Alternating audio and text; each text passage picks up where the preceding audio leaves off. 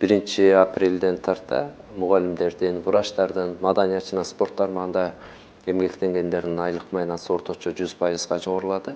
Анын катарында биздин мамлекеттик маалымат каражаттарындагы айлыктары жогорулады. Жакшы билесиздер, буга чейин ушул биздин мамлекеттик телеканалдарда, кабар сайтында иштегендер айлык маяны аз болгондуктан көпчүлүгү жеке медиаларга өтүп кеткендер болгон, көпчүлүгү жумушун таштап кеткендер болгон. Бүгүнкү күндө айлык маяна сезилерлик деңгээлде жогорулады. Кеминде бир 40 миңден тегерегинде, алды 100 миңден ашык зарплата алып калышты. Бул ушул иштөөгө болгон шыктануусу, изденүүсүнө түрткү берет деп ишенем.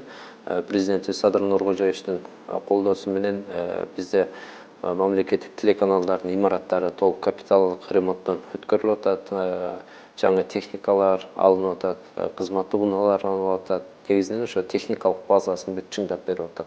Мурда мамлекеттик телеканалдарга иштейбиз деген журналисттердин кызыгуусу көп деле жок болчу. Азыр ушул айлык маяна жогорулагандан кийин суроо талаптар дагы күчөдү.